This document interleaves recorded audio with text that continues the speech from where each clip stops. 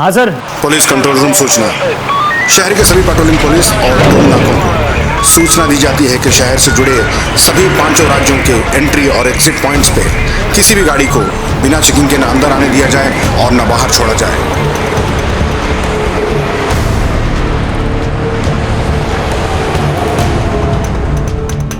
क्या लोकेशन है? सिटी के बाहर एक डेयरी है, वहीं की लोकेशन है। ओके।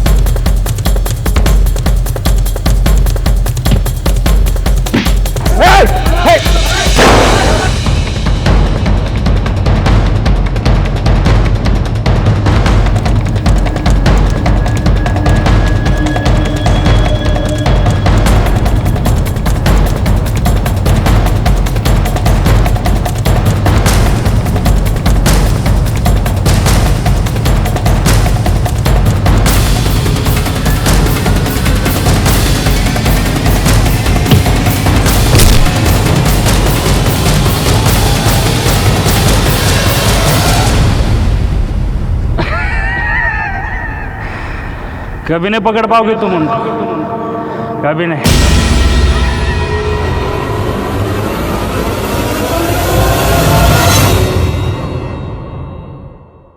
छोटे मोटे अपराध करके कानून की नजर से बच निकलना अपराधी अपराध को एक आदत बना लेते हैं। उन्हें लगता है कि वो कानून को चकमा दे सकते हैं और इसी गलत फहमी में वो एक के बाद एक जुर्म करते चले जाते हैं। आज का ये केस भी कुछ ऐसा ही है जो कभी भी देखा नहीं गया, जो शुरू तो हुआ था छोटे छोटे जुर्म से, लेकिन बढ़ बढ़ के इतना बड़ा अपराध बन गया कि एक महाजाल बन गया। सारे पुलिस डिपार्टमेंट की नींद और चैन हराम हो चुकी थी। साथ ही साथ पुलिस की गरिमा भी दांव पर लगी हुई थी। कई नौकरियां गई, कई तबादले हुए, फिर ये केस मेरे जिम्मे आया। इस केस को देखना हमारे लिए बहुत जरूरी है, क्योंकि इस केस में वो दस्तक छिपी है जो हमारी मानसिकता को डिस्क्राइब करती है।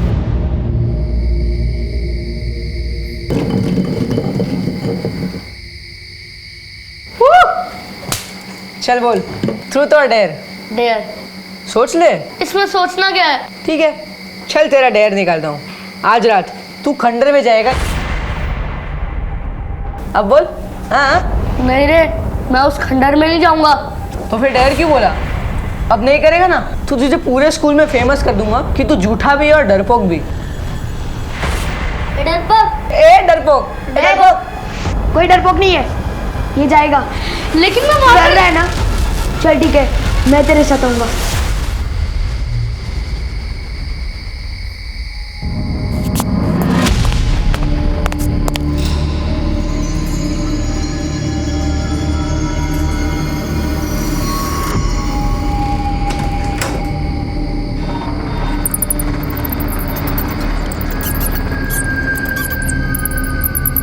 आशु, यार बहुत डर लग रहा है।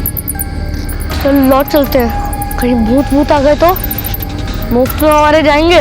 अबे डरपोक, दिमाग खराब हो गया क्या तेरा? ये भूत भूत कुछ नहीं होते। चल।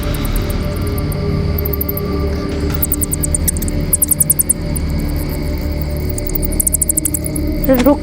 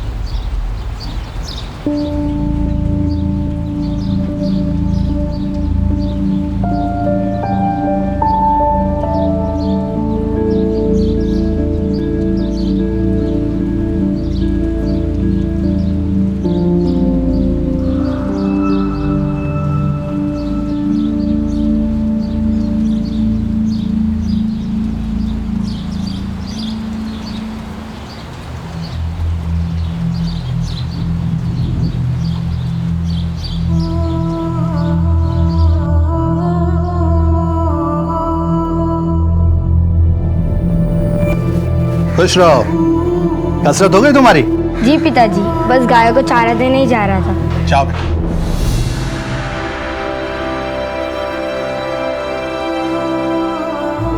लता, हमारे बेटे में कुछ तो विशेष है। तुम देखना, एक दिन ही हमारा नाम जरूर रोशन करेगा।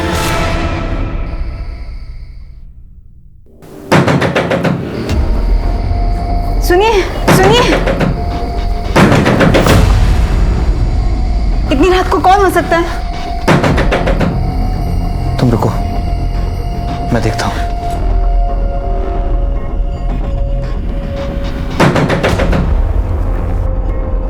कौन है? कौन है बाहर? शब मैं रामू, आपकी गाड़ी की चाबी देनी थी।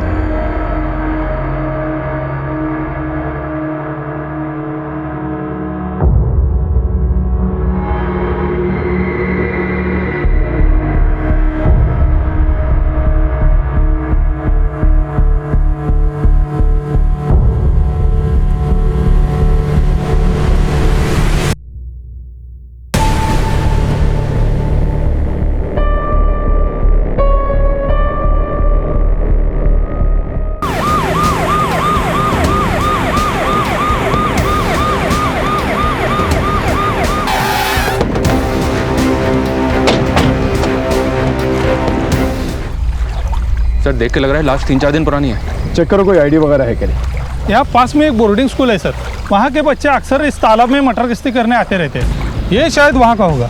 बॉडी को पोस्टमार्टम के लिए भेजा और इस बोर्डिंग स्कूल में जाके पूछताछ कर। ये बोर्डिंग स्कूल किस तरफ? ये तो हमारे स्कूल का स्टूडेंट आशुतोष है।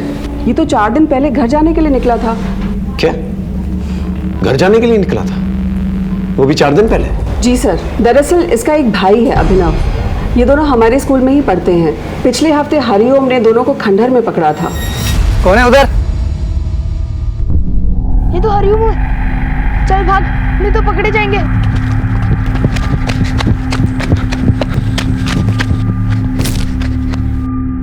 चल चल।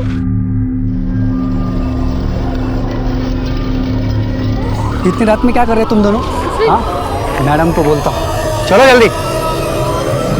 इसलिए इनके अगेंस्ट हमने इनडिसिप्लिनरी एक्शन लिया। आखिरी बार पूछ रही हूँ, कौन कौन था वहां पर? उनके नाम बता दो, नहीं तो अभी तुम्हारे पेरेंट्स को बुलाकर तुम दोनों को घर भेज दूंगी।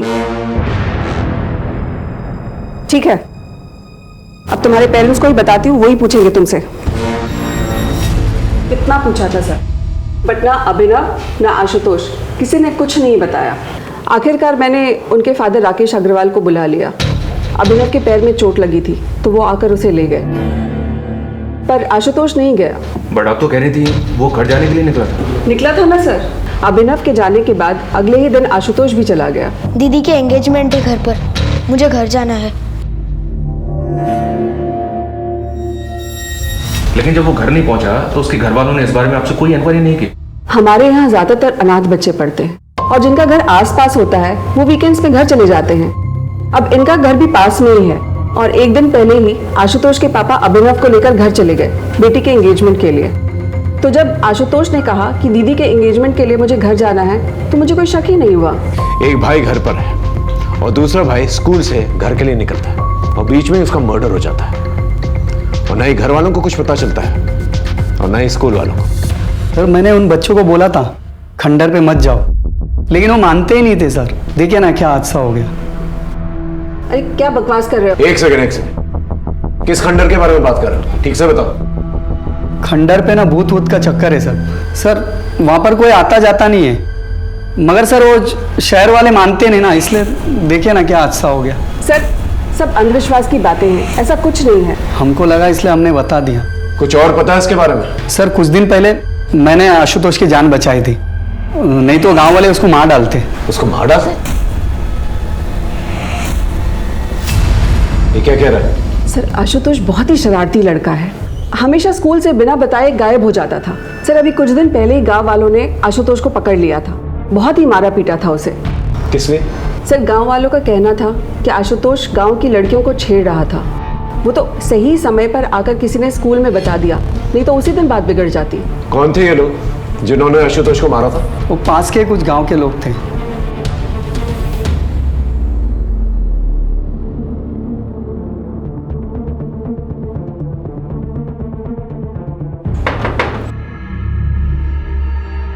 जी राकेश अग्रवाल का करीब? मैं ही हूँ राकेश अग्रवाल। आशुतोष आपका बेटा? जी हाँ सर, अगर बात क्या है? जी उसकी लाश नदी। आशुतोष! आशुतोष! क्या हो गया?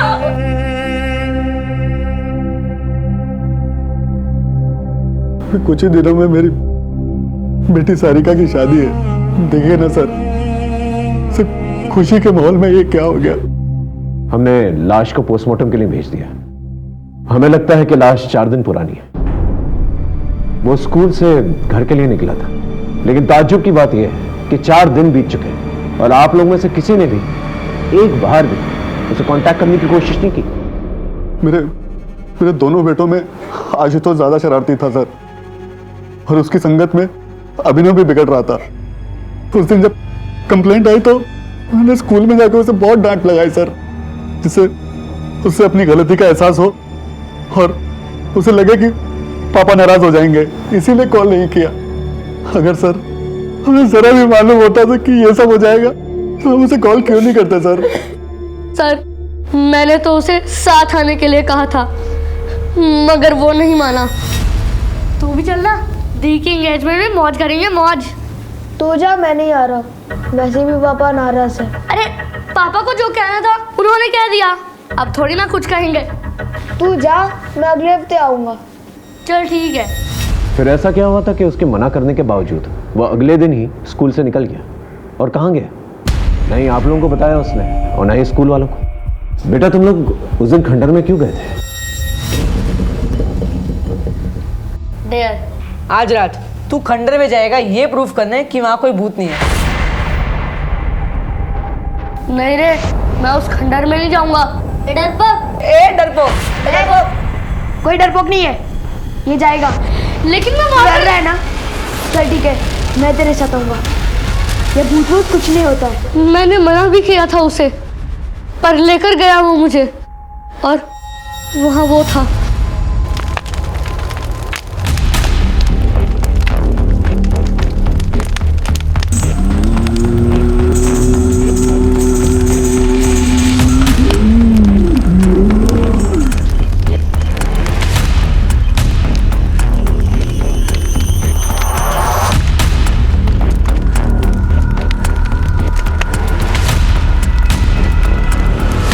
कौन है उधर? बेटा वो अघोरी कौन था? उसे पहले कभी देखा था? हम तो पहली बार देख रहे थे उसे, मगर वो था बहुत डरावना। अगर दोबारा उसे देखोगे तो पहचान लोगे? जी सर। एक बात बताओ अभिनव बेटा, वो जो तुम्हारे दोस्त हैं हॉस्टल में, कहीं ऐसा तो नहीं कि उन्होंने आशुतोष को दोबारा से घुसाया कि वो खंडर में जाए? पता नहीं सर। तुमने उन दोस्तों के नाम प्रिंसिपल को क्यों नहीं बताया? सर हम तो पहले से ही फंस चुके थे स्कूल में, उन्हें क्यों फंसाते? स्केच आर्टिस्ट की मदद से अभिनव से स्केच बनवाने की कोशिश करो। अगर इस अघोरी का इस मर्डर से कुछ लेना देना भी नहीं है तो भी हम इससे हेल्प ले सकते हैं। शायद इसने कुछ देखा कि मना करने के बावजूद भी आशुतोष तालाब के किनारे है और उस खंडर में क्या कर रहा है। Yes sir. और इस फैमिली का भी बैकग्राउंड चेक करो। इतनी तैयारियां चल रही हैं सगाई की, लेकिन बेटा इनके टच में नहीं था और इन लोगों ने भी जरूरत नहीं समझी कि बेटे को कांटेक्ट करें। मामला कुछ अलग है। ये गाँव वालों को क्या हुआ? एक टीम गाँव भेजी थी सर, सबको थाने लेकर आई है। ठीक, चल। साहब अब कोई हमारी बहू बेटियों पर नजर डालेगा तो उसे कुछ कहेंगे भी नहीं क्या? और ये आशुतोष की तो क्या कहें? साफ साफ बता क्या हुआ था।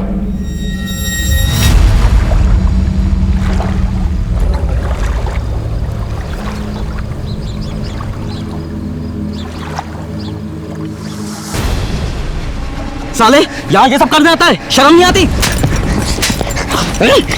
तुझे? ए भाई पकड़ो इसको, भागने मत दे। क्या भाई क्यों मार रहे हो? ये साला झाड़ियों में छुपकर लड़कियों को देख रहा था। छोड़ दीजिए भैया जी, गलती से आ गए थे, आगे से नहीं आएंगे। साहब उसकी अकल तो उसी दिन ठिकाने लगा देते गांव वाले, मगर वो स्कूल वालों को पता नहीं किसने बता दिया और वो उसको बचा कर ले गए। और उसकी अकल ठिकाने लगाने के चक्कर में जब आशुतोष तुझे मिला अकेला तो हमेशा हमेशा के लिए उसे ठिकाने लगा दिया और उसकी लाश को तालाब में फेंक दिया। क्यों? 2 महीने पुरानी बात का बदला हम लोग अब क्यों लेंगे? जो कुछ होना था उसी दिन हो गया था। उसके बाद से तो वो लड़का गांव या तालाब की तरफ तो दिखाई भी नहीं दिया। लेकिन उसकी लाश तो तालाब के पास ही मिली थी। साहब मुझे इसका कुछ मालूम नहीं। सर उस गांव वाले के बारे में पता किया, मगर उसका कोई सच कोई क्रिमिनल रिकॉर्ड नहीं है कि किसी की जान ही ले ले। ठीक है, अपनी जान जारी रखो और उसको कुछ दिनों तक यहीं पर रखो। ओके?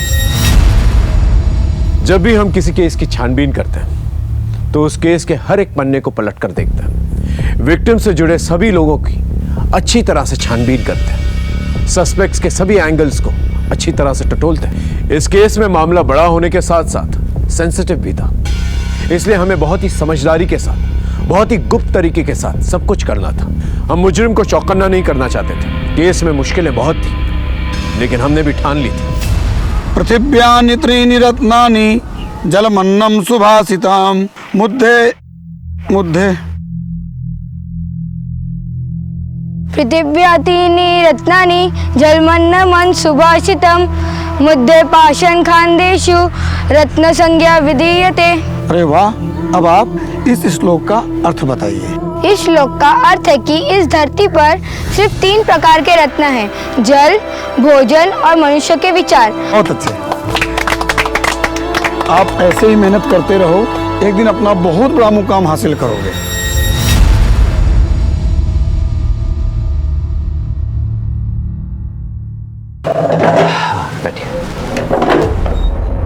बताएं क्या प्रॉब्लम है आपकी? प्रॉब्लम तो मुझे कुछ भी नहीं है। तुमने जो ऑपरेशन किया था ना, उसी के बारे में कुछ बात करनी थी।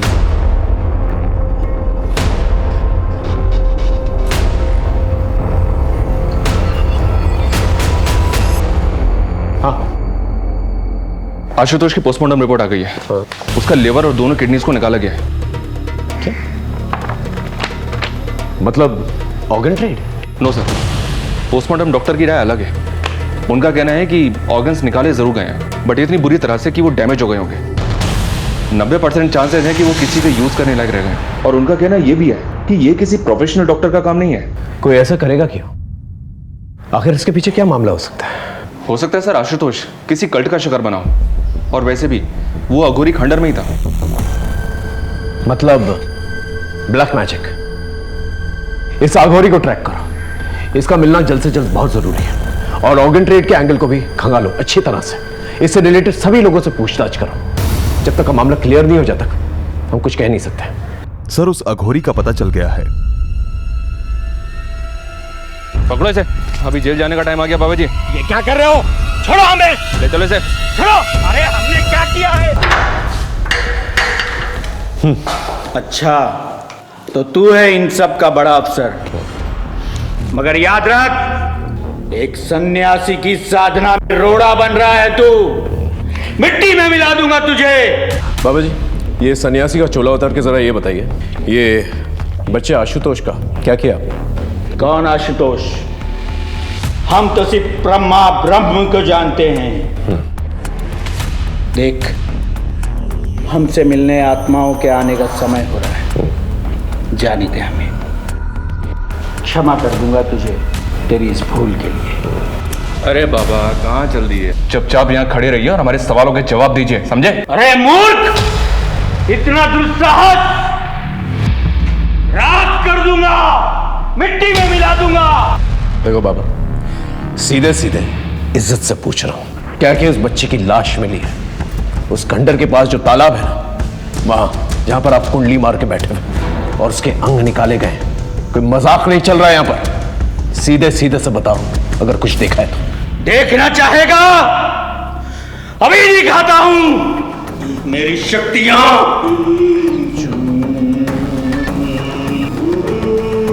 सर ये बहुत मोटी चमड़ी के होते हैं, ये ऐसे नहीं उगलेगा। आप कहें तो अपने तरीके से उगलवाऊं? नहीं रहने, इसे भूखा प्यासा रहना था सुबह तक।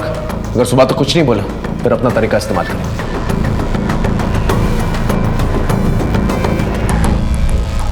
ऑर्गन ट्रेड के एंगल में कुछ मिला? नहीं सर।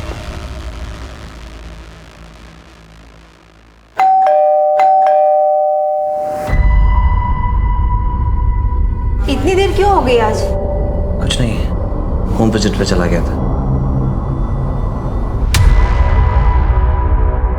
सर आशुतोष की फैमिली बहुत खुश थी, सरिका की शादी हो रही थी और दोनों बच्चे भी बहुत अच्छे थे सर। बट राकेश फाइनेंशियली बहुत परेशान था। परेशान था मतलब? सर राकेश की फाइनेंशियल कंडीशन खराब थी, लेकिन अपनी बेटी की शादी में उसने दिल खोल के खर्च करने का मन बनाया था। अपने पड़ोसी से 5 लाख रुपए उधार भी मांगे थे पर लिए नहीं। लेकिन इस सब का आशुतोष के मर्डर से क्या कनेक्शन? सर हो भी सकता है। वो क्या है, मैंने उसकी फाइनेंशियल कंडीशन चेक की तो मुझे ये मिला, इसी वजह से उसने 5 लाख रुपए उधार नहीं लिए थे पड़ोसी से। ये आशुतोष की एफडी है 5 लाख रुपए की, जिसे उसने 10 दिन पहले तोड़वाया था। बैंक से एक और बात पता चली सर। क्या? इसे उसने पहले भी तोड़वाने की कोशिश की थी, लेकिन तब वो ऐसा नहीं कर पाया था। लेकिन क्यों? सर नाबालिग आशुतोष का एफडी तुड़वाने के लिए हमें उसके गार्डियन राकेश का भी साइन चाहिए था। राकेश का साइन तो सही था, पर जब हमने क्रॉस चेक किया तो आशुतोष का साइन ही फर्जी निकला, इसलिए हमने एफडी तोड़ने से मना कर दिया। इस पर मिस्टर राकेश काफ़ी नाराज़ भी हुए थे और फिर कुछ दिन बाद वो आशुतोष को ही लेकर बैंक आए थे। तुम यहाँ पे साइन करो बेटा। सही से साइन करना, नहीं तो फिर बोलेंगे कि फर्जी साइन कर लाया हूँ। आशुतोष ने तो मेरे ही सामने साइन किया था, पर सर वो कुछ डरा हुआ लग रहा था। इतने पैसों की क्या जरूरत पड़ी थी कि अपने बेटे के फर्जी साइन करवाए? और इतना शौक क्या चढ़ा था कि अपनी बेटी की शादी इतने आलीशान तरीके से करवानी थी? अरे सर, उस मैनेजर को तो 10 साल पहले रिटायर हो जाना चाहिए था। उम्र के साथ साथ उसकी आंखों और दिमाग दोनों ने साथ देना बंद कर दिया है। मैंने कोई फर्जी साइन नहीं किए, वो तो आशुतोष नहीं किए थे, लेकिन उस मैनेजर को लगा कि मैंने नकली साइन किए हैं, फ्रॉड बना दिया मुझे बैंक में सर, इसलिए आशुतोष को बैंक ले जाना पड़ा। इस एफडी तोड़ने के पीछे की कहानी हमें पता है, अच्छे से पता है। आपके और आपके बच्चों की कोई भी एफडी नहीं है, और जिसकी एफडी है उसकी एफडी 10 दिन पहले तोड़ी गई और तोड़ते के साथ ही उसकी मौत हो जाती है। ये कोइंसिडेंस सही है? अरे सर, कोई कोइंसिडेंस नहीं है। मेरे बेटे की एफडी थी, मैंने तोड़वा दी। आप मुझे गोल गोल घुमा रहे हैं। जा सकते हैं। इस बात का पता लगाना बहुत जरूरी है कि एफडी तोड़ते वक्त आशुतोष घबराया हुआ क्यों था। जरूर उसकी घबराहट के पीछे कोई ना कोई राज है। Okay sir. क्या हुआ? क्यों बुलाया था पुलिस ने? कुछ पूछना था। पापा कुछ पता चला आशुतोष के साथ किसने किया ऐसा? अभी नहीं। देखो बेटा, जो हो गया सो हो गया। तुम्हारी शादी को कब तक टालेंगे हम? आज भी तुम्हारे ससुराल वालों का फोन आया था। अब आगे बढ़ने का वक्त है, तुम्हारा भी और अभिनव का भी।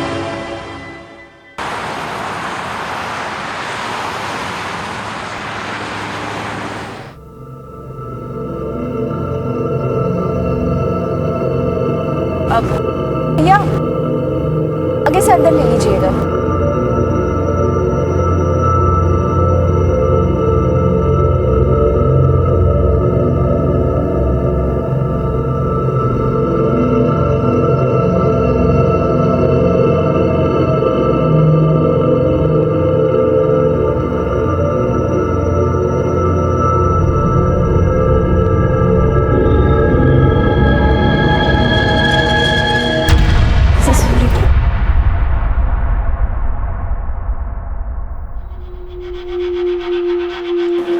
एक्सक्यूज मी, क्या मैं जान सकती हूँ रोहिणी मुझे कहाँ मिलेगी? जी आप कौन? जी वो मुझे जानती है, मैं उसी से ही मिलना चाहती हूँ। सॉरी, रोहिणी यहाँ पर नहीं है, कुछ ज़रूरी काम था तो वो चली गई। बट आप अपना नाम बता दीजिए, मैं उन्हें इन्फॉर्म कर दूँगी कि आप मिलने आई थी। आप एक काम कर लीजिए ना, वो कहाँ गई है मुझे बता दीजिए, मैं वहाँ जाकर मिल लूँगी उससे। सॉरी मैम, वो हम आपको नहीं बता सकते। आप अपना मुझे नाम बता दीजिए, वो जैसे ही आएंगे हम इन्फॉर्म कर देंगे।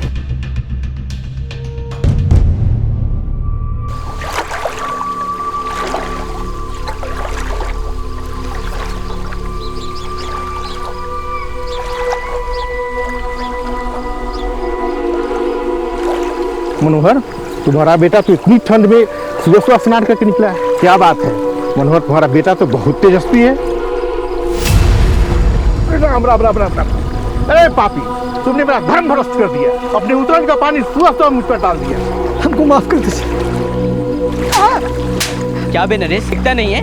हम लोग इधर बैठे हुए, तू अपने कपड़े का उतरण का पानी डाल रहा है। माफ कर दीजिए काका। छोड़ो, इनसे बात के लिए क्यों मार रहे हो? तुम इसको इतनी सी बात बोलते हो?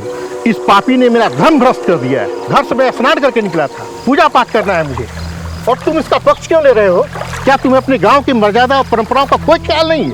मुझे गांव की मर्यादा और परंपराओं का ख्याल है, मगर आप किसी इंसान का जाति धर्म देख के उसकी जान तो नहीं लेंगे। अगर नरेश के छूने से आपका धर्म भ्रष्ट हो जाता है तो मुझे इतना कमजोर धर्म नहीं चाहिए।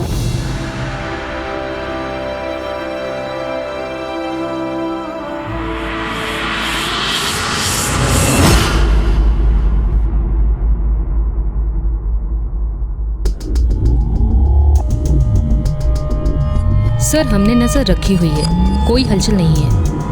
देख गुड्डू, ऑर्गन ट्रेड का एंगल तो है इस केस में। अब तू हमें बता दे, अगर बाद में पता चला ना कि तू कुछ भी जानता है तो प्रॉब्लम हो जाएगी तेरे लिए, समझा? अरे साहब, ये धंधा मैं बहुत पहले ही छोड़ चुका साहब। अगर ऐसा कुछ भी उस लड़के के साथ हो ना साहब, ये खबर उड़ते उड़ते मेरे कानों तक जरूर आती साहब। साहब, ये बाहर का एंगल है। सर, स्कूल से एक न्यूज़ आई है। किरण जी, ये वही अंकित है ना जिसने अभिनव और आशुतोष के साथ खंडर पे जाने की बैट लगाई थी? आज रात तू खंडर में जाएगा ये प्रूफ करने कि वहाँ कोई भूत नहीं है। जी सर। और अब ये अंकित भाग गया है? सर, अंकित अकेला ऐसा लड़का नहीं है जो स्कूल से भाग गया है, और भी लड़के हैं जो स्कूल से भाग गए हैं। असल में जिस माहौल में ये पैदा होते हैं, पलते हैं, उन्हें स्कूल की पढ़ाई अनुशासन जेल जैसी लगती है। मतलब? सर, 60% बच्चे हमारे यहाँ अनाथ हैं, और अंकित भी अनाथ ही था। ये 3 साल पहले हमारे यहाँ किसी NGO के थ्रू आया था। ये कोइंसिडेंस नहीं हो सकता कि पहले बैट लगी, फिर आशुतोष पकड़ा गया, उसके बाद उसका मर्डर हुआ और अभी अंकित भाग गया। कोइंसिडेंस है कि नहीं ये तो नहीं पता, पर अंकित और आशुतोष एक बार पकड़े गए थे। किस लिए? किसका फोन है ये? मैडम, वो मैच आ रहा था, इसलिए मैंने अंकित से फ़ोन ले लिया। मुझे नहीं मालूम था कि इसमें ऐसी सब फिल्म्स पड़ी होगी। झूठ बोल रहे हैं मैम, वो गंदी फिल्म देखने के लिए उसने ही मुझसे फोन लिया था। ये फोन और ये फिल्म कहाँ से आई तुम दोनों के पास? पड़ा हुआ मिला था। ऐसी चीजें तुम दोनों को ही कैसे मिल जाती है, बाकी बच्चों को नहीं मिलती है? कल से हर रोज 1 महीने तक पूरे ग्राउंड के चक्कर मारोगे तुम दोनों। चलो जाओ यहाँ से। अंकित ये सब भी करता था स्कूल में? अब वो सड़क में पैदा हुआ है, गुंडे मवालियों के बीच में पला बढ़ा है, ऐसे काम नहीं करेगा तो और क्या करेगा? अगर मोबाइल स्कूल में अलाउड ही नहीं था तो जाहिर सी बात है वो स्कूल के बाहर किसी के साथ टच में था। अच्छा, आपके पास अंकित का वो मोबाइल है जो किसी ने उसे दिया था? अगर है तो प्लीज दीजिए। अंकित की सारी डिटेल्स हमें चाहिए, वो कहाँ से आया था और यहाँ पर आने से पहले वो किन लोगों के साथ रहता था। इस केस में कई सिरे थे जो उलझे हुए थे, लेकिन हम अपनी पूरी ताकत के साथ, पूरी मुस्तैदी के साथ इन सारे सिरों को अच्छी तरह से टटोल रहे थे।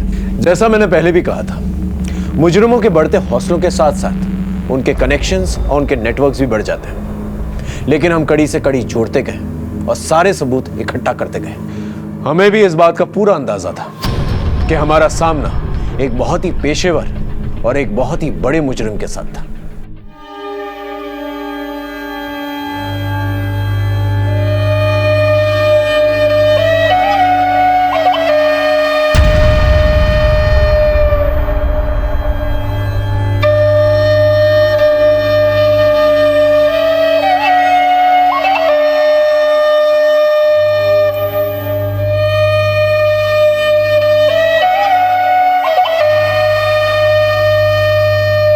बड़ी गलत बात है शंकर।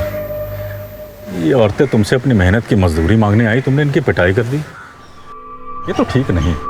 चलो इनसे माफी मांग। माफी मांगे? मांग लो। इन लोग से माफी मांगे? अरे गुणानंद भैया, हमें कोई माफी वाफी नहीं चाहिए। सही कह रही है, एकदम सही कह रही है। अबे जब इनको पीटने में कोई आपत्ति नहीं है तो तुम काहे क्रांति का झंडा उठाए घूम रहे हो बे?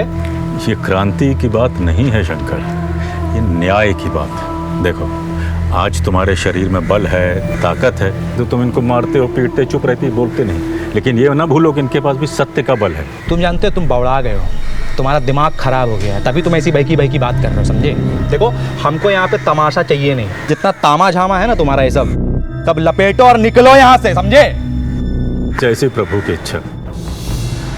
काका, बहुत सम्मान करते हैं हम आपका, लेकिन अब एक बात तो तय है कि जब तक शंकर इन गांव वालों से माफी नहीं मांगेंगे और इनकी मजदूरी नहीं देगा, तब खेतों में काम नहीं होगा। और हम सब भी यहीं बैठे रहेंगे काका, देखते हैं प्रभु की क्या इच्छा है ना?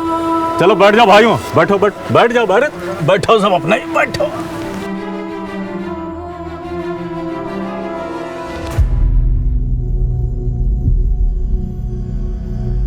गुणानंद, छोड़ो, जाने दो। शंकर से गलती हो गई, आगे से ऐसा नहीं करे।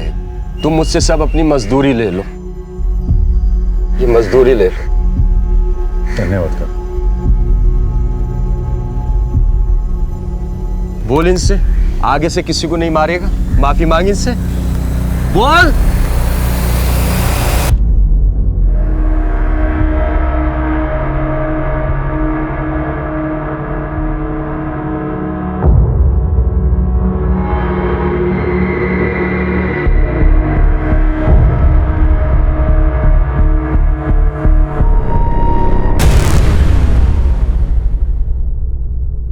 तीन बार लेना, हाँ?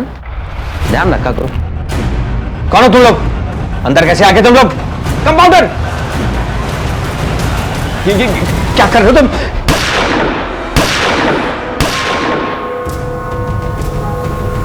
सर, हमने लास्ट ईयर के सारे केसेस को छाना। इनमें से 12 केसेस हमारे मतलब के हैं, जिनमें विक्टिम की उम्र 14 से 18 साल के बीच है। 7 लड़के और 5 लड़कियां।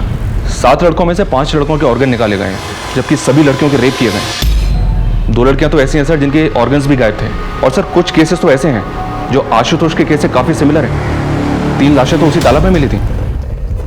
और सर, ये ऑर्गन वाली बॉडी, ये बिल्कुल आशुतोष की बॉडी की तरह ऑपरेट की गई है। ऑर्गन्स को निकालने का तरीका इतना ब्रूटल था कि चांसेस कम है कि ऑर्गन को बॉडी से निकालने के बाद उनका कुछ यूज हो पाया। ब्लैक मैजिक का कोई कनेक्शन? सर, कुछ बॉडीज पर मार्किंग मिली थी। ऑलमोस्ट आधी बॉडीज को दागा गया था, लेकिन 2 लाशें ऐसी थी जिन पर कोई मार्किंग नहीं थी। लेकिन एक बात है सर, ऑर्गन को बॉडी से निकाला तो गया है, जैसे कि आशुतोष की बॉडी से निकाला गया था। इतने सिमिलर केसेस और किसी ने ध्यान तक नहीं दिया। इनमें से किसी की पहचान हुई है? जी सर, इनमें से 4 लड़के और 3 लड़कियों की पहचान हो गई थी, लेकिन बाकी बॉडीज अनआइडेंटिफाई ही रह गई थी। इन अनआइडेंटिफाइड बॉडीज को आइडेंटिफाई करो और इनसे रिलेटेड जितने भी थाने हैं उनमें पूछताछ करो, देखो क्या निकल कर आता है। इतना सारा कनेक्शन है तो कोई ना कोई कॉमन लिंक जरूर होगा। और स्कूल में भी पता करो इन अनआइडेंटिफाइड लाशों के बारे में। इतनी सारी लाशों का एक ही तरीके से काटा जाना बहुत सारे सवाल खड़े करते हैं। इस अंकित के बारे में कुछ पता चला? अभी तक कुछ पता नहीं चला। मोबाइल की स्कैनिंग चल रही है, शायद उसमें कुछ मिले।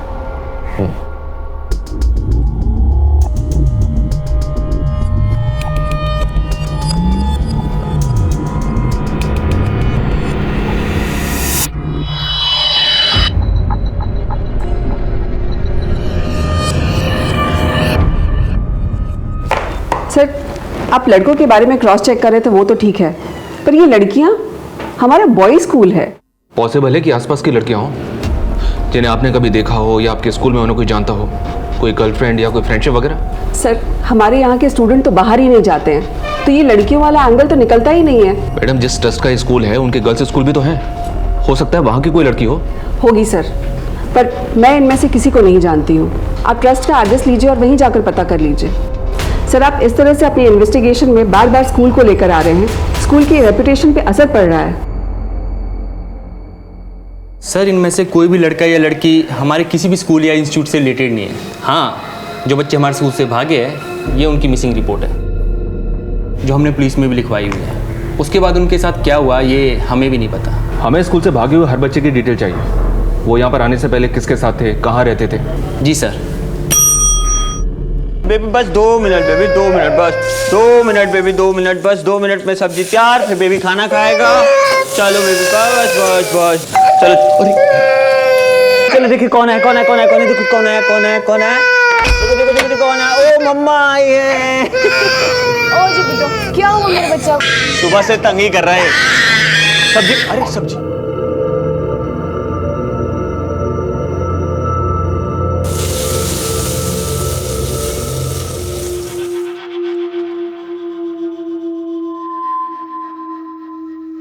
गौतम, तुम्हें मेरी वजह से क्या क्या सहना पड़ रहा है?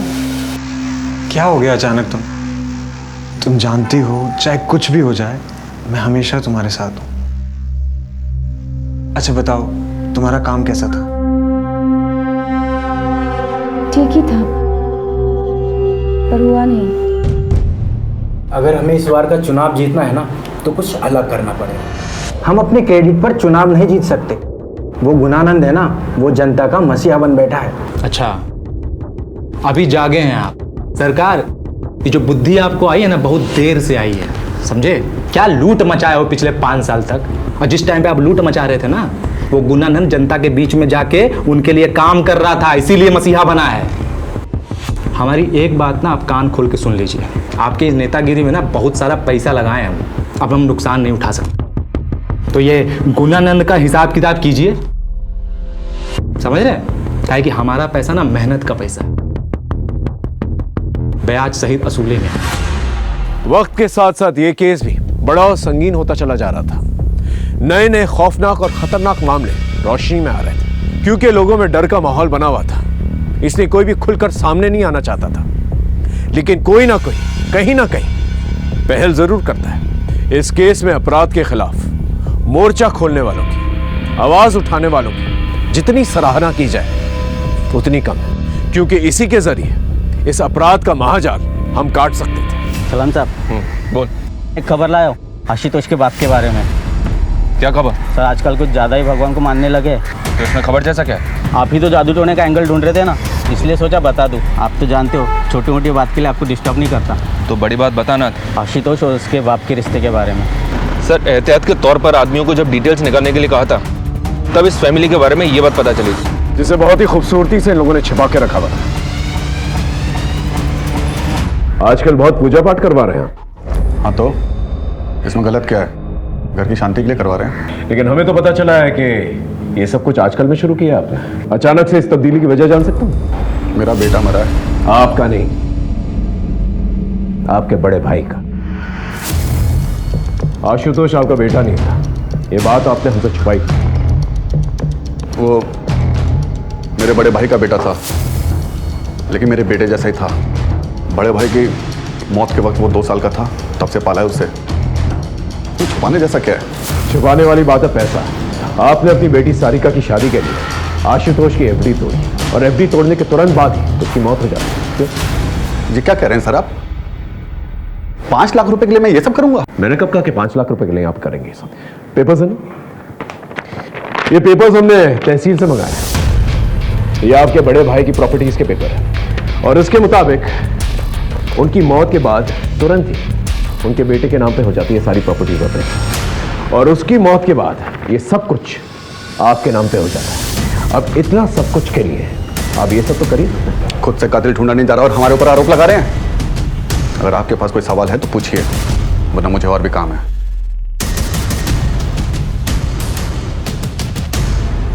इस आदमी के बारे में पता करना, जरूर कुछ ना कुछ छुपा रहा है, और जितने भी बाबा और पंडित हैं उन सबको राउंड अप करो, पता करो कौन सी पूजा पाठ करवा रहा है। कहीं ये जादू टोना तो नहीं करवा? पता करते हैं sir.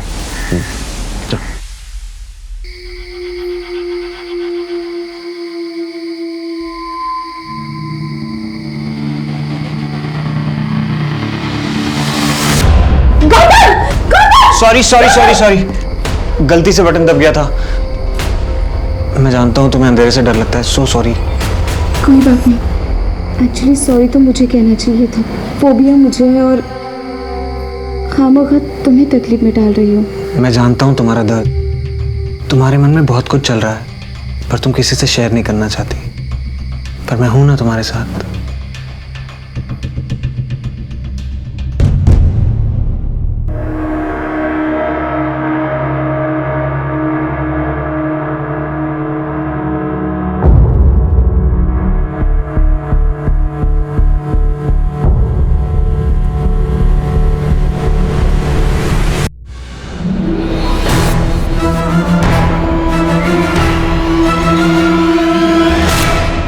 Very much sir, have a great day.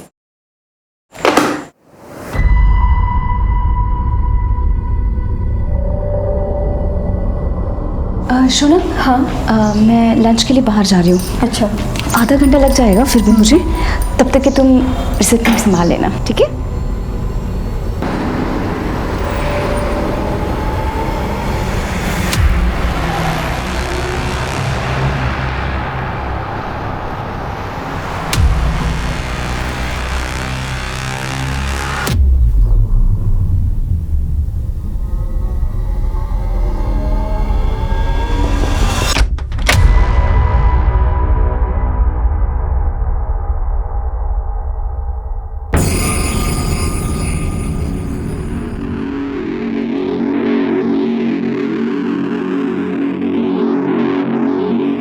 कुछ मिला? हाँ मिला तो है, मगर मुझे वो तो मिल जाए जिसके लिए मैंने इतना बड़ा रिस्क लिया है।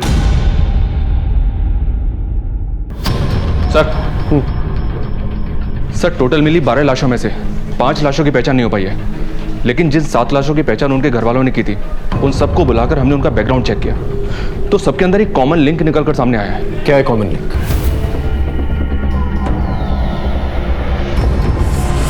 अच्छा, तो इसका मतलब यह हुआ इन बच्चों की फैमिलीज का इन्वॉल्वमेंट कहीं ना कहीं इस मर्डर्स में है, या फिर डर के मारे इन लोगों ने केस फाइल नहीं किया इसके खिलाफ। बिल्कुल सर, एग्जैक्टली यही लिंक आशुतोष की फैमिली का है। राकेश के यहाँ काफी आना जाना है इनका।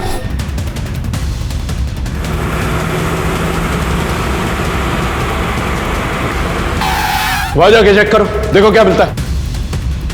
बस प्रशांत अंदर देखो, वहां जाओ। Yes sir. हाँ क्या हो रहा है इंस्पेक्टर? आप लोग ऐसे कैसे प्रीमाइस के अंदर घुस आए? देखिए मैम, हमें प्लीज अपना काम करने दीजिए, आपको जल्दी पता चल जाएगा। Okay sir. हाँ बच्चे, कुछ पता चला? अंदर कुछ भी सस्पिशियस नहीं मिला। छोटे छोटे बच्चे यहाँ आते हैं, आप लोग की इस तरह की गैर जिम्मेदार हरकत की वजह से देखिए कितना डरे हुए हैं वो। इस तरह आप लोग अंदर घुस आए, वो भी बिना वारंट के। I will complain it to your seniors.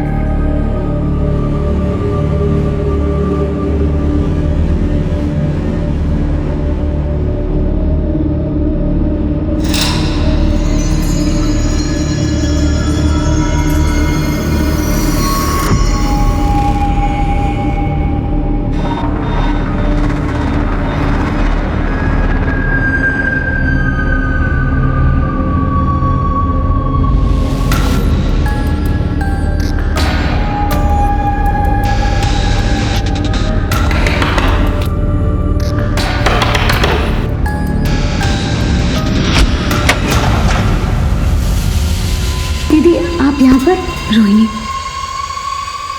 अपना जल्दी से सामान पैक कर ले और हम यहाँ से चलते हैं। दीदी मैं कहीं नहीं जा रही। पागल हो गई है, यहाँ पर बहुत खतरा है। अगर किसी ने हम दोनों को साथ में देख लिया ना, बहुत बड़ी प्रॉब्लम में फंस जाएंगे हम लोग।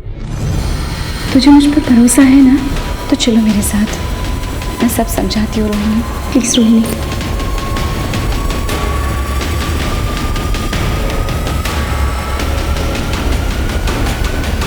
चलो रोहिणी। रुक क्यों गई? चलो।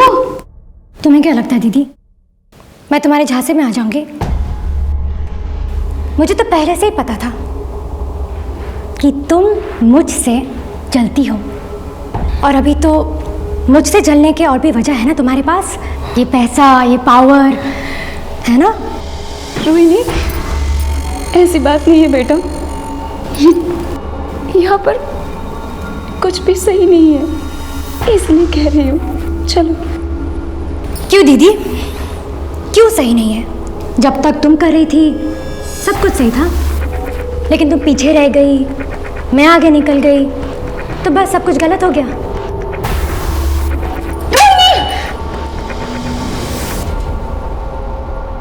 दीदी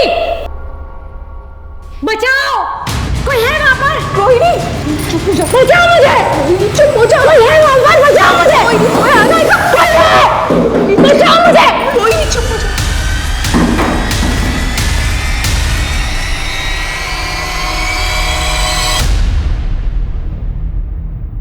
हिमांशु रावत, इतनी लापरवाही, पुलिस डिपार्टमेंट में काम करते हो तो क्या पुलिस के रूल्स रेगुलेशन फॉलो नहीं करोगे? तुम जानते भी हो कितना केओस हो सकता था अगर पब्लिक को इस रेड के बारे में पता चलता। सर, हमारी इन्वेस्टिगेशन की सारी लीड्स इसी जगह पर पहुंच रही थी, इसे हमने रेड मारी। आगे से इस बात का ख्याल रखना, मुझे इन्फॉर्म किए बिना तुम इस केस में कोई भी कदम नहीं उठाओगे। पिछले हफ्ते एक टीम ने रेड मारने की परमिशन मांगी थी। ये फाइल स्टडी करो। ये क्या सर? एक टीम और भी है जिसने सेम जगह पे छापे मारने थे। कौन सी टीम? जी, इस केस के बेसिस पर ही हमने कमिश्नर साहब से रेड के ऑर्डर मांगे थे, बट इनफ एविडेंस ना होने की वजह से ऑर्डर इशू नहीं हुए थे। ये कौन सा केस था? एक आदमी की बीवी गायब हो गई थी। सर, मेरी बीवी वैदेही, वो बोल के गई थी कि वो ऑफिस के काम से शहर से बाहर जा रही है, पर तब से अभी तक वो वापस नहीं आई। कहाँ गई थी वो? पता नहीं सर, कुछ बताया नहीं। सर, मैंने ऑफिस से पूछताछ भी की, पर उन्होंने कहा कि वैदेही शहर से बाहर कहीं गई नहीं ऑफिस के काम से। जब हमने इस औरत के ऑफिस से पता किया तो हमें ये पता चला कि वो औरत अक्सर अपने पति से झूठ बोल करके कई शहरों में जाया करती थी, जबकि उसके ऑफिस से कभी भी काम के सिलसिले में उसको शहर से बाहर भेजा ही नहीं गया था। फिर ये कहाँ जाती थी? पहले तो हमें ये अफेयर कहेंगे लगा, फिर हमने उसके पति से बात की। देखिए, आपकी बीवी ऑफिस के काम से तो बाहर जाती नहीं थी, और आपका ये कहना है कि उसका कोई अफेयर भी नहीं था, फिर वो आपसे झूठ बोल करके आखिर जाती कहाँ थी? सर, मैं श्योर तो नहीं हूँ, पर उसकी एक बहन थी रोहिणी, जो शादी से पहले कहीं चली गई थी। हो सकता है वैदेही उसे ही ढूंढने जाती हो, क्योंकि हमेशा वो यही कहती रहती थी कि उसको वो ढूंढ के ही रहेगी। कहाँ से गायब हुई थी उसकी बहन? सर, कभी उसने मुझे बताया नहीं। जब हमें वैदेही की बहन रोहिणी की गुमशुदगी के बारे में पता चला, तब हमने अपनी इन्वेस्टिगेशन फिर से शुरू की। हमने वैदेही की पूरी ट्रैवल हिस्ट्री निकाली, अलग अलग उन शहरों की जहाँ पर वैदेही जाया करती थी, और हर उस जगह के बारे में जहाँ के लिए उसने ऑटो बुक किया था, और वो सब वैदेही को एक ही पॉइंट पर लेकर के गए थे। नेटवर्क्स की इन बिल्डिंग्स पर? जी, और आखिरी बार वैदेही जब गायब हुई तब भी वो ऑटो से इसी बंगलों पर गई थी, जो इसी नेटवर्क की प्रॉपर्टी है। हमें डाउट है कि वैदेही और उसकी बहन रोहिणी का गायब होना इन लोगों से ही रिलेटेड है, और शायद इसीलिए वैदेही अलग अलग शहरों में जाया करती थी, और इसीलिए उसने अपने पति को कुछ भी नहीं बताया था। हो सकता है जान के खतरे को लेकर के डर रही होगी।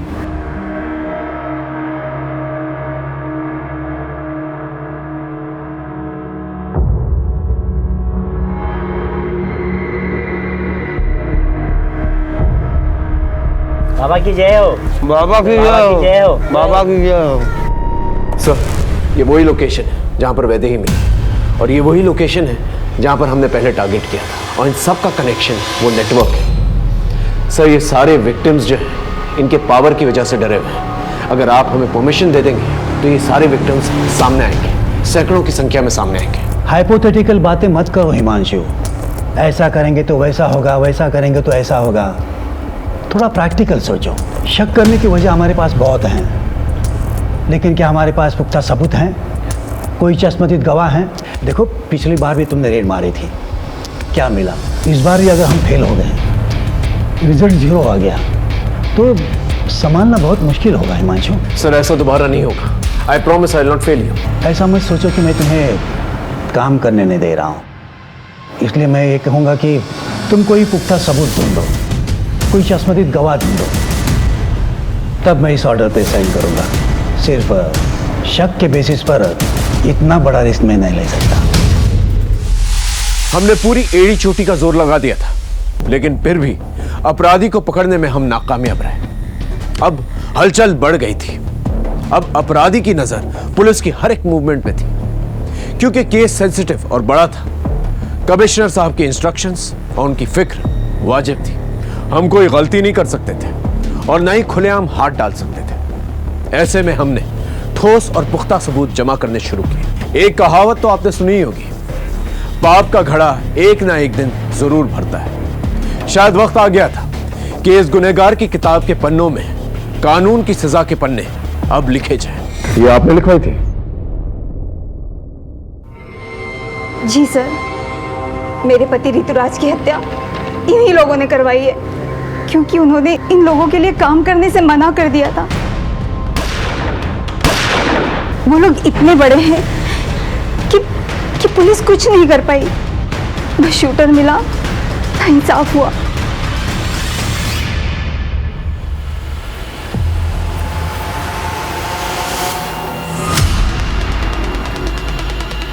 जी सर, गाड़ी अभी अभी बंगलो से निकली है सर। गाड़ी पे नजर रख, किसी भी हाल में गाड़ी निकलनी नहीं चाहिए। ओके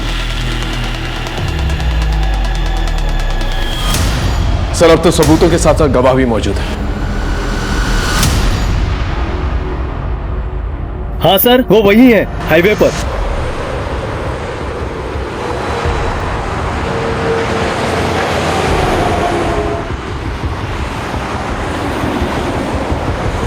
सर वो रही गाड़ी, पीछा करो उसका और कंट्रोल रूम में इन्फॉर्म कर, सभी जगह नाकाबंदी करवा, ये गाड़ी निकलनी नहीं चाहिए।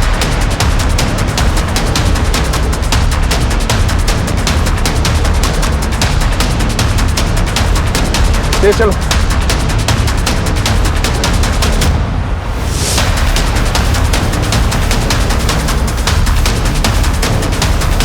उस तरफ से लेके चलो, ओवरटेक करो।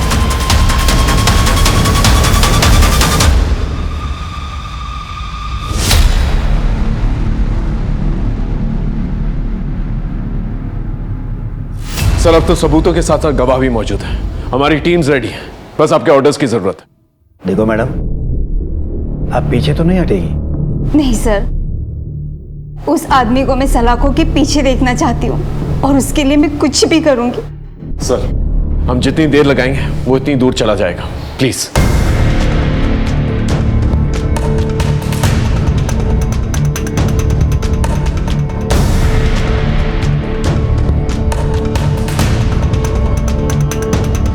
Thank you sir.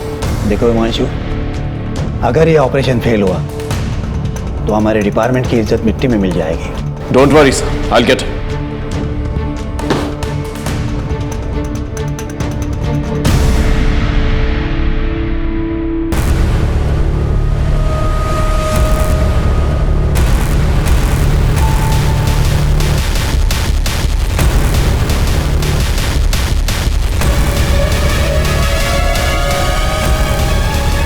लगता है हमारे बेटे में कुछ तो विशेष है, एक दिन ये हमारा नाम जरूर रोशन करेगा।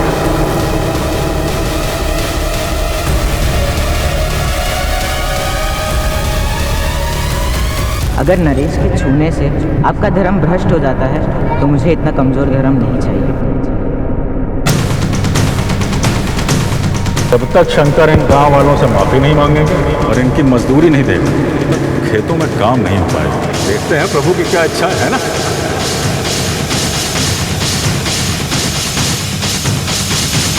ब्रेकिंग न्यूज, अभी तक की सबसे बड़ी खबर ये है कि गुणानंद स्वामी को पुलिस ने राज्य के हाईवे से गिरफ्तार कर लिया है।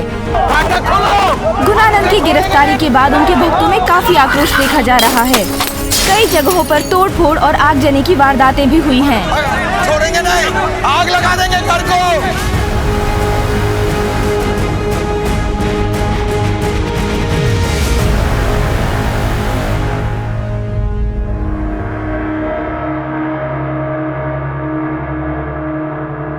इंस्पेक्टर साहब, मैं एक सन्यासी हूँ और आप मुझ पर ये इतने घिनौने आरोप लगा रहे हैं, वो भी बिना किसी सबूत के।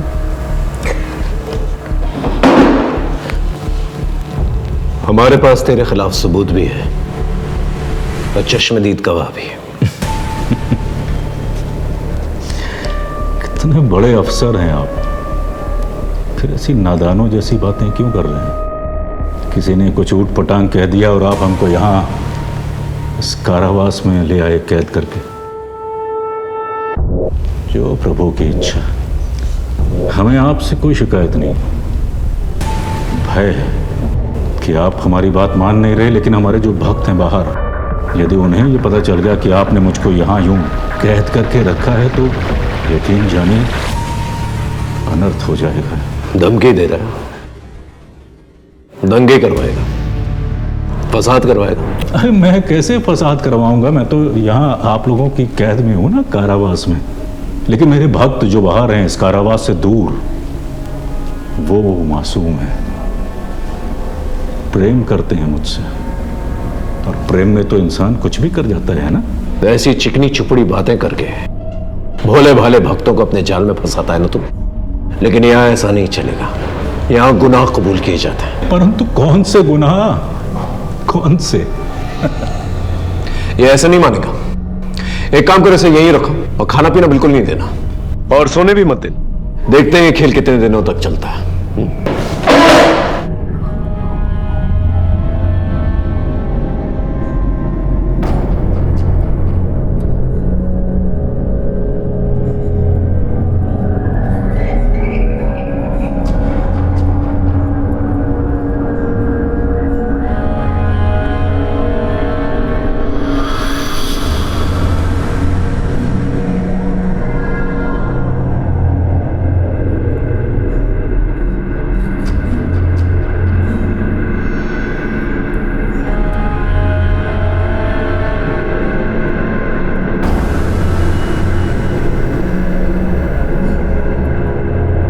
सर, हाँ, आपका फॉर्मूला काम कर गया, बोलने को तैयार हो गया है।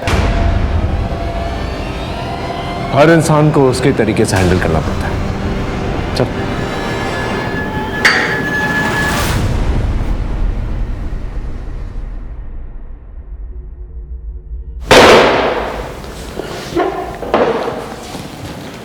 चल, अब बोल। न जाने 2-3 लोगों ने क्या बक दिया। आप तो मेरे पीछे ही पड़ गए इंस्पेक्टर। ये दीवारें ज्यादा दिन तक रोक नहीं पाएंगे इंस्पेक्टर। ऐसी चिकनी चुपड़ी बातें करके भरतपुर से पूरे भारत के लोगों को धोखा दिया है तूने। बचपन से मेरे बाबा को लगता था कि कुछ खास है मुझे, कुछ तो बड़ा करूंगा मैं, और धीरे धीरे यही बड़ा करने की धुन मुझ में सवार होती चली गई। गुणानंद बाबा की, गुणानंद बाबा की, गुणानंद बाबा की। धीरे धीरे मुझे समझ में आ गया कि लोगों पर राज करने के लिए उनका विश्वास जीतना बहुत जरूरी है। बस फिर क्या था, मैं लोगों की भलाई के काम करना शुरू कर दिया मैंने, और लोगों का विश्वास दिन प्रतिदिन मुझ पर बढ़ता चला गया। बस फिर क्या था, पैसे मेरे कदम चूमने लगे। बड़े बड़े लोग आते थे मेरे सामने, सिर झुकाते थे। मैं जो चाहता था वो करता था। और तूने इस पावर का इस्तेमाल अपनी इमेज बढ़ाने के लिए किया। लड़कियों का रेप किया, बच्चों को मारा, काला जादू किया। लेकिन ऋतुराज ने क्या किया था? उसे क्यों मार डाला? ऋतुराज हमारे लिए मारकाट वाले काम करता था, जादू में इस्तेमाल करने के लिए। पर पता नहीं क्या हुआ, सब धीरे धीरे उसका मन इन कामों से हटने लगा, और एक दिन बिना बताए सबको छोड़कर भाग गया। खतरा था वो हमारे लिए। अभी भी देर नहीं हुई है ऋतुराज, काम पर लौटा। क्षमा करें महाराज, जितनी गलतियां मुझसे होनी थी वो हो चुकी। मैं अब और गलती नहीं करना चाहता। मुझसे यह पाप के कारोबार का बोझ नहीं सहा जाता।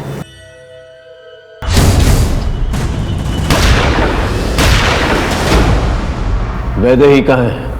आशुतोष के माता पिता की तरह वैदेही और रोहिणी के माता पिता भी हमारे भक्त थे, और उन्हें परम ज्ञान देने के लिए हमें सौंप गए थे। सौंप गए थे, और तूने उनका शोषण किया।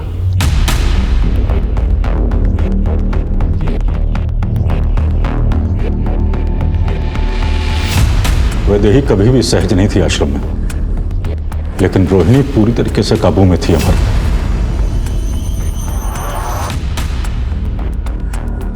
6 साल दोनों आश्रम में रहे, परंतु उनके माता पिता की मौत के पश्चात वैदेही आश्रम से भागने में सफल हो गई। लेकिन वैदेही रोहिणी को आश्रम से निकालने के लिए लगातार प्रयास कर रही थी, और एक दिन वो रोहिणी तक पहुंच भी गई, लेकिन रोहिणी ने उसके साथ जाने से इनकार कर दिया।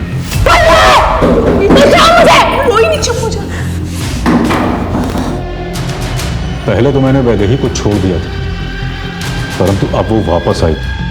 मैंने सोचा अगर इस बार उसे छोड़ देता तो वो पुलिस को अपने साथ ला सकती थी, इसलिए पहले तो मैंने वैदेही को छोड़ दिया था, परंतु अब वो वापस आई। मैंने सोचा अगर इस बार उसे छोड़ देता तो वो पुलिस को अपने साथ ला सकती थी, इसलिए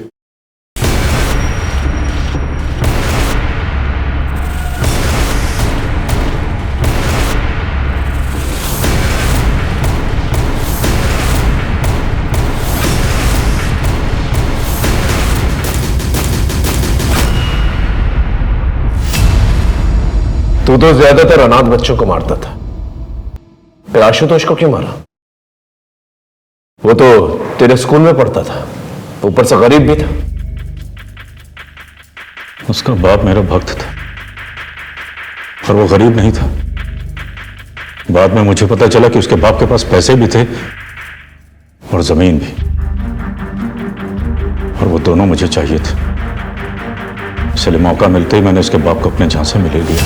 दोनों लड़कों ने अघोरी की बुलाई हुई आत्माओं को भगा दिया है महाराज। अघोरी की तपस्या भंग होने की वजह से आत्माएं इनके बेटों पर हावी हो गई हैं। कुछ कीजिए महाराज, कुछ कीजिए। देखो, तुम्हारे दोनों बेटों ने गलती तो की है, जिस वजह से आज उन दोनों की जान खतरे में है। हम ज्यादा से ज्यादा किसी एक बेटे की जान बचा सकते हैं। एक बेटे की बलि तो तुमको देनी ही पड़ेगी। अभिनव की जान बचाने के लिए उसने आशुतोष को बलि के लिए चुना। पूजा के नाम पे हमने उससे 3 लाख रुपए लिए और उसकी बलि चढ़ा दी। और अंकित ने क्या किया था? उसे क्यों गायब किया? उसने आशुतोष की बलि चढ़ाते हुए देख लिया।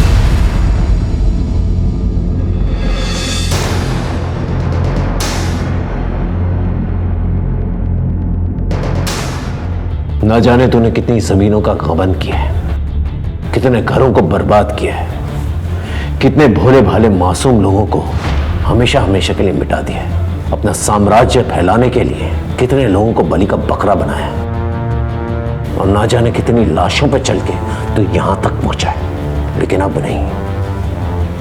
आशुतोष, ऋतुराज और वैदेही जैसे कई केसेस और कई शिकायतें हमारे पास आ रही हैं। इस जन्म में तो नहीं, तो इस जगह से निकलने वाला, समझा?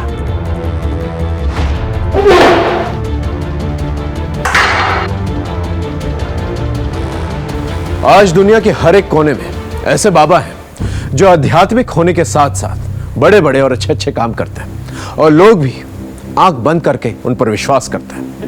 एक बात हम आप सबको बता देना चाहते हैं, आप आस्था जरूर पालें, लेकिन मर्यादा का भी पालन करें। और बाबाओं को आगाह करते हैं कि आस्था के नाम पर अगर वो लोगों के साथ विश्वासघात करेंगे, अपराध करेंगे, तो उसका अंजाम सीधा जेल होगा। आज भारत के हर एक कोने में कई ऐसे नामचीन बाबा हैं जो जेलों में बंद हैं, जिन्होंने आस्था के नाम पर लोगों को ठगा है। जिस तरह से गुरुनानंद ने अपने करियर की शुरुआत की थी, अगर उसी सोच को लेकर वो आगे चलता तो शायद वो आज इस अपराध का महाजाल का रचयिता नहीं बनता।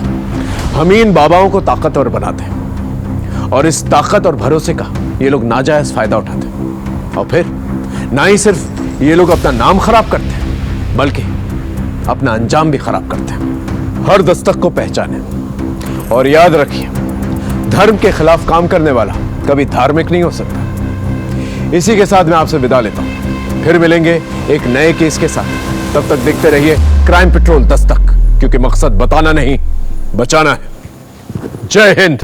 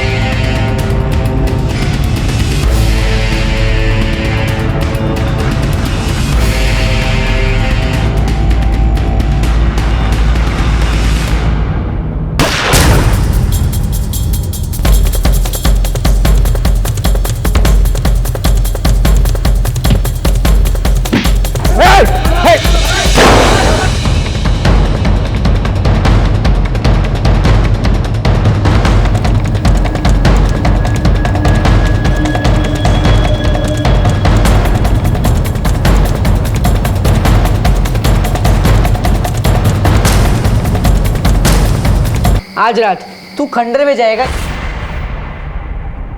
अब बोल। हाँ नहीं रे, मैं उस खंडर में नहीं जाऊंगा। तो फिर डर क्यों बोला? अब नहीं करेगा ना तो तुझे पूरे स्कूल में फेमस कर दूंगा कि तू झूठा भी है और डरपोक भी। डरपोक? ए डरपोक, डरपोक। कोई डरपोक नहीं है, ये जाएगा। लेकिन मैं वहाँ डर रहा है ना। चल ठीक है, मैं तेरे साथ आऊंगा।